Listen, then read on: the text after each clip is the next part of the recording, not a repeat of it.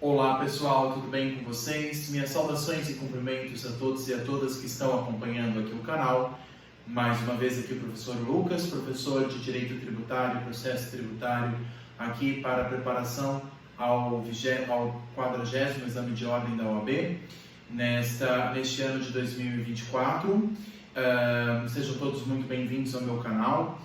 Pessoal, não sei se a filmagem está ficando boa, não sei se a minha imagem está muito escura ou se ela não sei se ela está muito nítida, mas qualquer coisa eu ajusto aqui. O importante é a gente hoje conversar a respeito do assunto da aula de hoje em preparação para a primeira fase do exame da OAB para o 40º Exame de Ordem. Neste curso aqui em preparação para a primeira fase e depois com as outras aulas para a segunda fase. Pessoal, como nós estamos vendo já aqui no canal nas últimas aulas, nós estudamos as espécies tributárias, nós já vimos as outras espécies nas últimas aulas, nós vimos sobre as taxas, as contribuições de melhoria, os empréstimos compulsórios, os tipos de contribuições especiais, mas eu gostaria de fazer uma pequena consideração aqui, um pequeno ponto aqui. Quando a gente fala de contribuições sociais, pessoal, nós vamos tratar sobre esse tema um pouco mais à frente. Por quê? Como eu já havia comentado nas aulas anteriores, com a aprovação da reforma tributária, a PEC 45, que foi aprovada pelo Senado Federal no ano passado, ela vai alterar algumas contribuições sociais, dentre elas a PIS e a COFINS. Por conta disso, eu vou precisar de mais tempo para tratar sobre este tópico. Inclusive, a reforma tributária alterou muitos tópicos sobre impostos federais, como o IPI, por exemplo, ou no âmbito estadual, o ICMS, e o municipal, o ISS. Então, algumas espécies tributárias foram alteradas por meio da reforma tributária e a gente vai conversar um pouco sobre esse assunto mais à frente. Mas agora nós estamos focando nos assuntos gerais que não foram alterados pela reforma, os conceitos gerais, inclusive estabelecidos pela Constituição Federal de 88. Então, nós vamos focar nessas primeiras aulas sobre os conceitos gerais que caem em prova e que são necessários a gente conversar. Aí depois, nos próximos blocos, nós vamos tratar a respeito dos tópicos específicos sobre a reforma tributária, o que foi alterado com essas novas espécies que foram criadas. Mas nem todas, lembrando que nem todos os tributos foram alterados, inclusive em matéria de impostos. A maioria dos impostos federais continuam vigentes. Nós vamos ver as espécies de impostos federais, depois impostos municipais e estaduais. A maioria dos impostos não foi alterada, foram alguns impostos. Então, por conta disso, vou precisar tratar desse assunto com vocês com mais calma, no momento mais oportuno, mais à frente. Tudo bem? Pessoal, se você não é inscrito no canal, peço que se inscreva, compartilhe o vídeo, curta o canal, curta o vídeo, né? Compartilhe este vídeo com outros colegas para me ajudar a fazer com que esse canal cresça e atinja o maior número possível de pessoas aqui no YouTube, tudo bem? Pessoal, sem mais delongas, até peço desculpas aqui por ter me enrolado um pouco, por ter falado bastante aqui, mas eu queria só dar essa introdução inicial para fazer um gancho das aulas anteriores que a gente já viu com essa aula de hoje que nós vamos tratar sobre os conceitos gerais dos impostos, tudo bem? Quando a gente fala em impostos, pessoal, o que a gente precisa lembrar? As definições de espécies tributárias previstas no artigo 5º do CTN. O conceito geral de tributo nós já vimos nas primeiras aulas, que está previsto no artigo 3º do CTN. Tributo é toda aquela prestação pecuniária, compulsória, que não deriva de ato ilícito, instituído em lei e cobrado mediante atividade administrativa plenamente vinculada. Esses conceitos estão todos no artigo 3º do CTN. Por isso que eu pedi para vocês darem uma olhada lá, dar uma lida várias vezes nesse artigo, porque esse conceito aos poucos, ou melhor, esses conceitos sobre tributo vão aos poucos sendo absorvidos por nós. Esse é o conceito geral de tributo. Então, o artigo 3º do CTN, quando ele estabelece o conceito de tributo, é o conceito geral, que é uma prestação pecuniária compulsória em dinheiro cujo valor nela se possa exprimir, não decorrente de ato ilícito, instituído em lei e cobrado mediante atividade administrativa plenamente vinculada. Mas as espécies de tributos são estabelecidas primeiro pelo artigo 3º do CTN. Mas o artigo 3º só prevê 3 espécies: os impostos, as taxas e as contribuições. Entretanto, nós sabemos que a teoria que o Supremo Tribunal Federal adota e que o exame da OAB vai adotar também é a teoria pentapartite, ou seja, são 5 espécies de tributos. impostos, taxas, contribuições de melhoria, empréstimos compulsórios e contribuições especiais ou gerais, como queira chamar. Então, nós temos 5 espécies de tributos que se encaixam no conceito do artigo 3º do CTN. E o Supremo Tribunal Federal decidiu isso em matéria constitucional, inclusive o que gerou depois a criação de emendas que alterassem o texto da Constituição e trouxessem esses novos tributos, como dentre eles o empréstimo compulsório.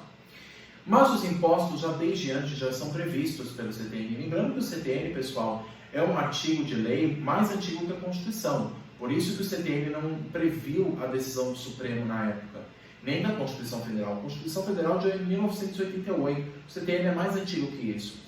Então o CTN, quando foi instituído, ele só previa 3 espécies de tributos.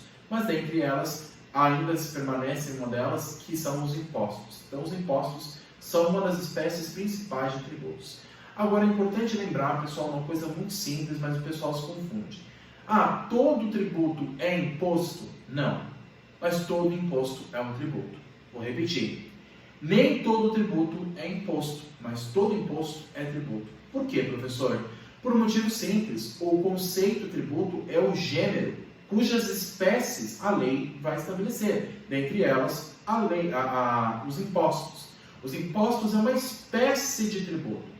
Mas o tributo é um conceito macro, é um conceito geral, que se aplica não só a impostos, como a gente já viu, mas a outros tributos também, como as taxas, as contribuições de melhoria, os empréstimos compulsórios, as contribuições gerais, dentre elas as contribuições parafiscais, como nós vimos, ou a CID, ou a COSIP, então, ou as contribuições sociais. Então nós temos várias espécies de tributos. Não são apenas 3, como está previsto no artigo 5º do CTN, mas desde aquela época já se previu o imposto como uma espécie, uma principal espécie de tributo. Não é a única, mas é a principal que nós vemos no nosso dia a dia. Ele é um tributo não vinculado a uma contraprestação estatal. Lembra que a gente já falou sobre isso várias vezes, pessoal. Os impostos, eles não são cobrados pelo ente público, pelo Estado, porque o contribuinte ele recebeu do Estado um serviço específico e divisível, como ocorre com as taxas. Não. Quando eu pago imposto, o fato de me fazer pagar imposto é porque eu pratiquei algum ato na vida civil, algum ato na vida privada, que é passível de tributação de imposto. Então, vou citar um exemplo para ficar bem fácil. Comprei um apartamento, então eu adquiri a propriedade de um bem imóvel. O que automaticamente vai acontecer? Vou pagar o quê? IPTU. O fato de comprar um bem imóvel em zona urbana me gera, por sua vez, como consequência, o fato gerador para a cobrança de IPTU. Agora, se eu compro um carro e eu adquiro a propriedade de um carro, o que eu vou começar a pagar? IPVA. Concorda comigo que são fatos da vida civil, fatos comuns, que são passíveis de tributação de impostos. Então, para se cobrar um imposto, não é porque o Estado te prestou um serviço específico, não é porque o Estado prestou para você um serviço específico e divisível, porque você foi lá e solicitou, como existe no caso da taxa. Por exemplo, fui lá numa agência da Polícia Federal e solicitei a emissão de um novo passaporte, de uma nova via do passaporte. Nesse caso, eu fui ao ente estatal pedir a prestação desse serviço e ele, por sua vez, me presta esse serviço mediante o pagamento de taxa. Mas os impostos não são assim. O Estado não presta diretamente a você um serviço específico. Ele apenas cobra de você um imposto. É claro que o imposto, uma vez arrecadado pelo ente estatal, ele vai ser destinado aos cofres públicos e, por sua vez, esse recurso vai ser direcionado a serviços gerais do Estado. Mas o fato de se cobrar um imposto não é porque eu pratiquei um fato, não é porque o Estado me prestou um serviço específico que eu solicitei. Não, é porque eu pratiquei um fato na vida civil passível de tributação daquele imposto.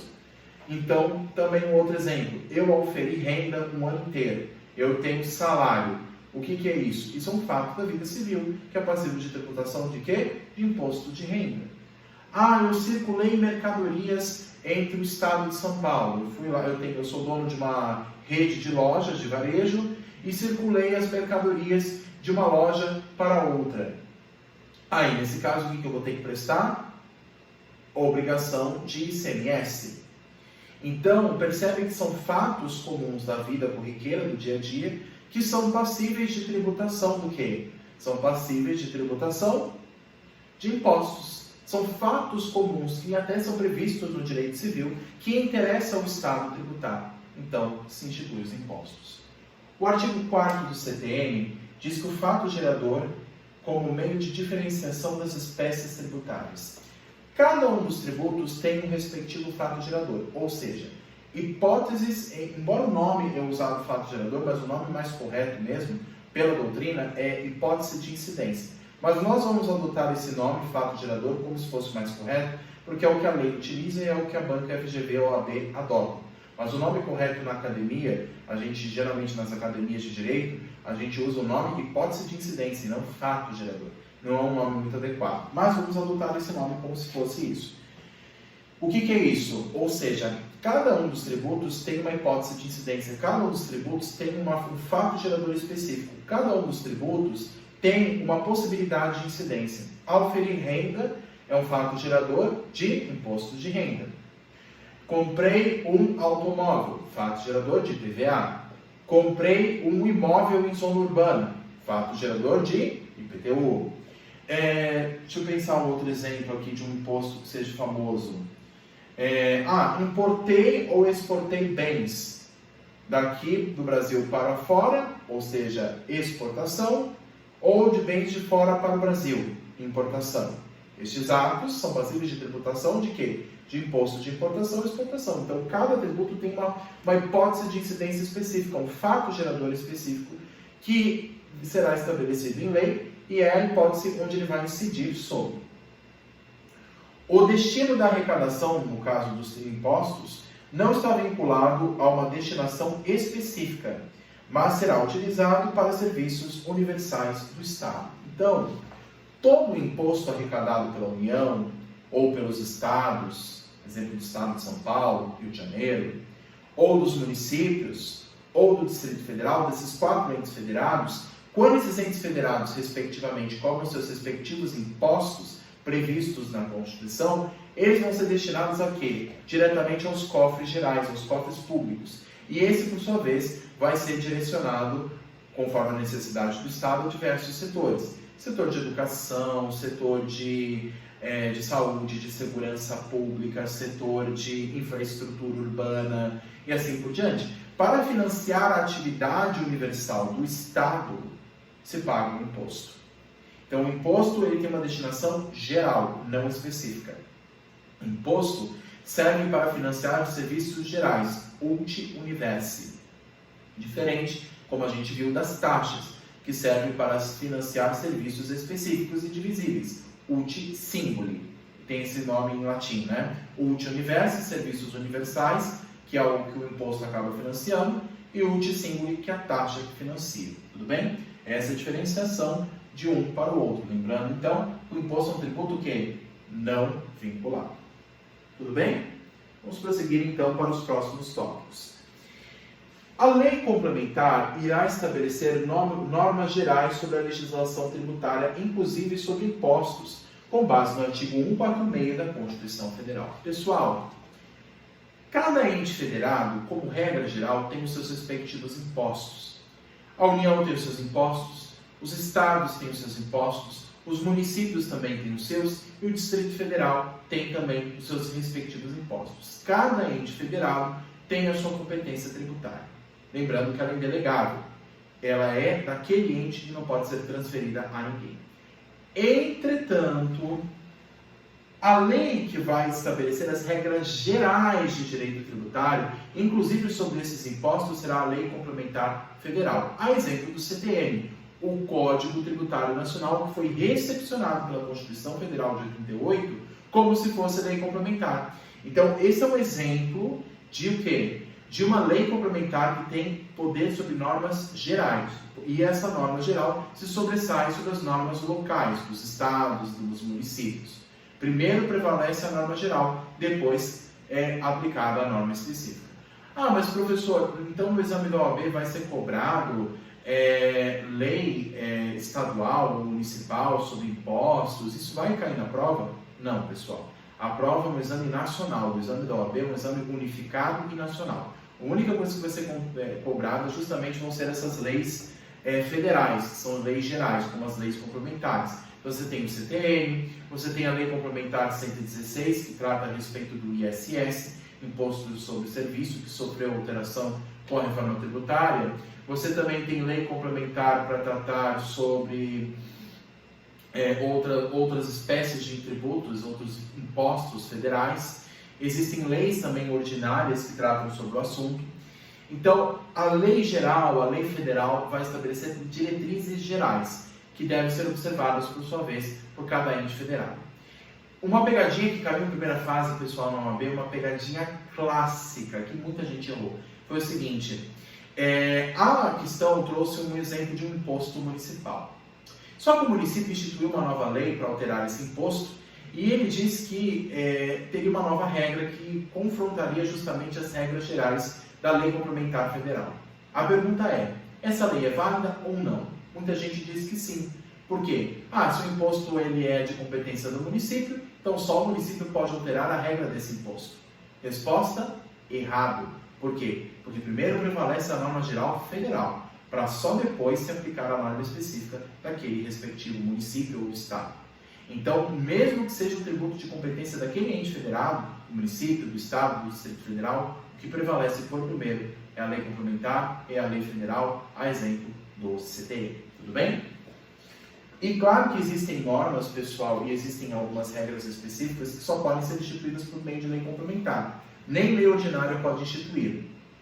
Geralmente, quem institui é a lei ordinária, que é a lei comum, que é mais fácil de ser aprovada no Congresso. Entretanto, há algumas exceções para o caso da lei ordinária. Então, por exemplo, se a União quer instituir outros impostos novos, além dos previstos na Constituição, que é a sua competência residual, a União pode instituir esses novos impostos só que por meio de lei complementar.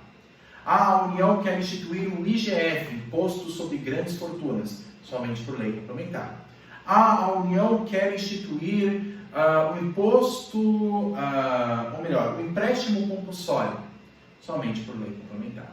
Então, há determinadas espécies que somente podem ser instituídas por meio de lei complementar. E quem diz isso é o texto constitucional. A lei, em geral, irá estabelecer a regra matriz de incidência tributária de cada um dos impostos, a lei que irá criar cada um desses respectivos impostos. A lei, pessoal, o ato normativo que é emitido pelo Poder Legislativo, a lei é que vai estabelecer a regra para cada imposto. Quando que ele vai incidir, como que ele vai incidir, sobre quem ele vai incidir, qual que vai ser a sua quantia, qual que vai ser a sua limitação.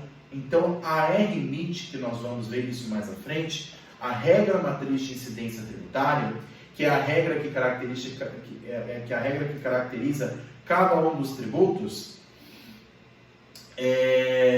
essa regra é estabelecida por meio de lei. É apenas a lei que estabelece. A Constituição, pessoal, lembrando, ela não cria tributos, mas ela estabelece competências. E cada um desses entes federados vai estabelecer por meio de lei, a exemplo dos impostos. E a lei que vai estabelecer a regra matriz de incidência de cada um deles. Geralmente é a lei ordinária, a não ser quando a Constituição pedir que seja por meio de lei complementar. Tudo bem? Vamos lá. Cada ente federado, lembrando, União, Estados, Municípios e Distrito Federal, que são os 4 entes políticos que nós temos, cada ente federado possui seus respectivos impostos, mas há alguns que são exclusivos da União. Há impostos que cada ente federado tem o seu. Então, por exemplo, a União tem, por exemplo, imposto de importação, exportação, IPI, IOF, ITR. Agora, quando a gente fala de estados, nós temos o ICMS, que sofreu alteração com a reforma. Nós temos o ITCMD, nós temos também no estado o IPVA.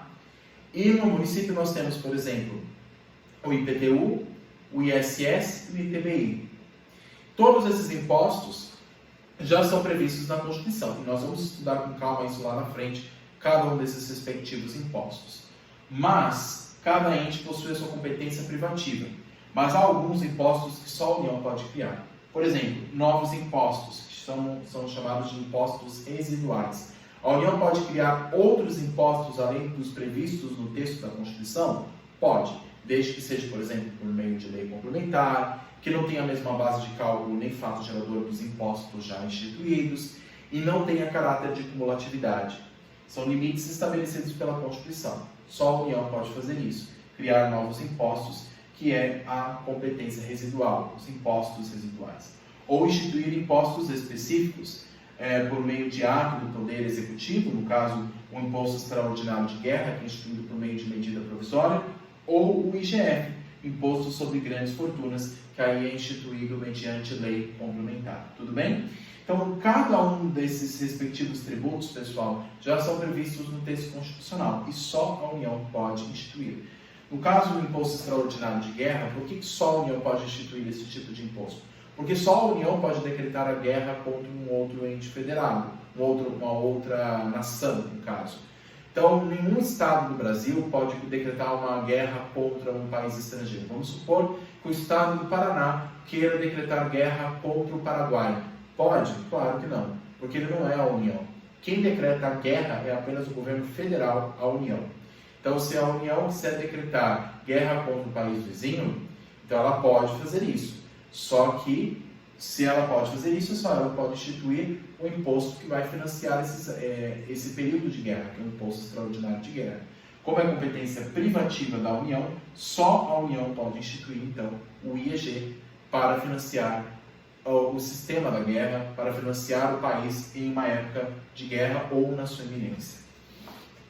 O princípio da legalidade tributária vincula os atos públicos do Estado do qual deverá observá-los. Pessoal, é uma questão que é importante, e nós vamos ver isso com calma também nas próximas aulas, sobre as espécies de princípios constitucionais que disciplinam o direito tributário.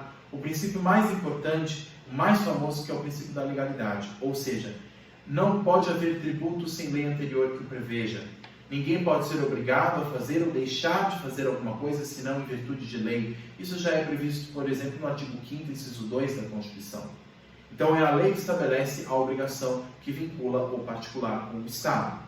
Então, somente por meio de lei podem ser instituídos os impostos. Se não for por lei, esses impostos não podem ser instituídos, a não ser algumas exceções, como no caso do IEG, que nós vimos que só pode ser instituído por meio de medida provisória.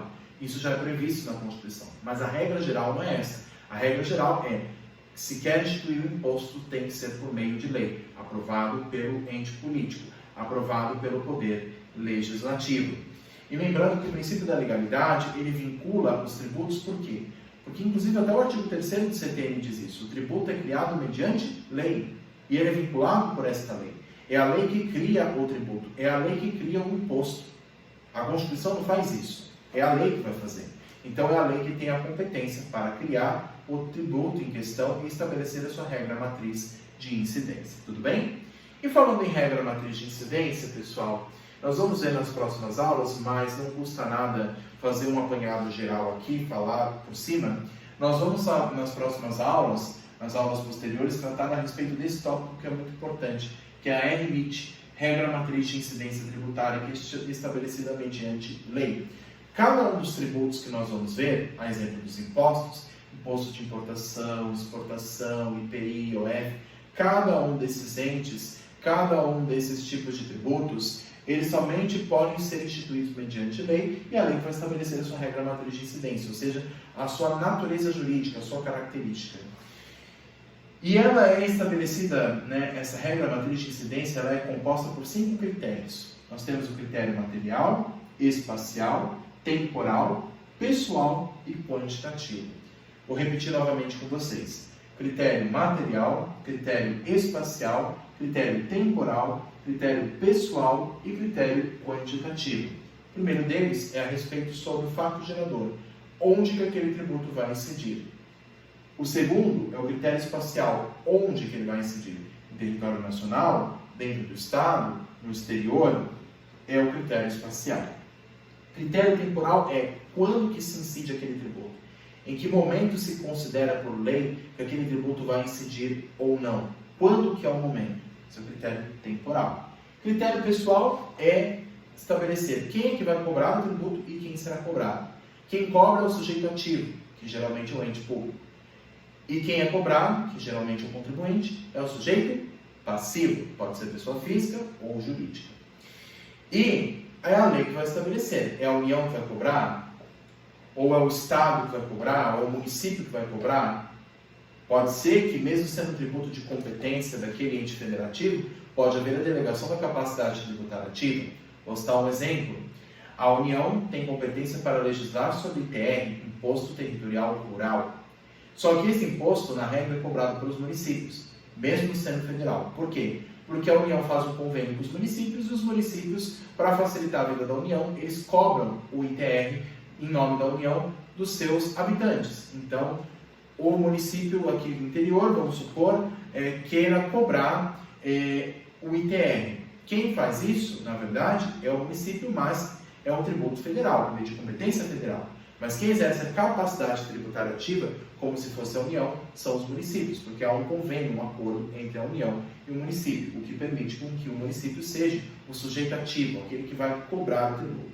Não necessariamente o sujeito ativo é aquele ente político competente, mas pode ser um outro ente que, em nome do ente competente, está exercendo o quê? Não a competência, mas a capacidade tributária ativa.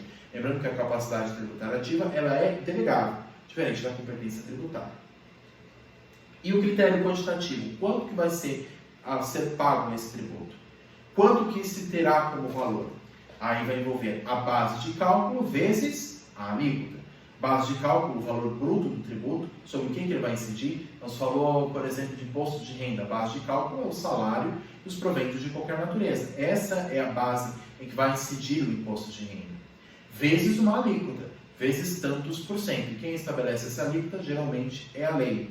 Mas podem haver exceções, como no caso nós vamos ver mais à frente, dos impostos extrafiscais, que são impostos federais, como o imposto de importação, de exportação e o IOF, por exemplo, e o IPI também. São tributos extrafiscais. Suas alíquotas podem ser alteradas por mero ato do Poder Executivo, não necessariamente necessitando da aprovação mediante lei, mas pode ser mediante um ato administrativo, tudo bem? Mediante um ato do Poder Executivo.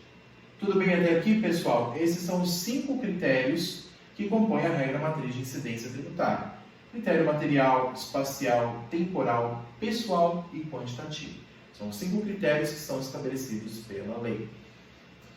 Bom, pessoal, basicamente essa é a matéria que eu gostaria de tratar com vocês, como eu falei no aspecto geral, sobre os impostos. Se tiverem dúvidas, por favor, deixem nos comentários.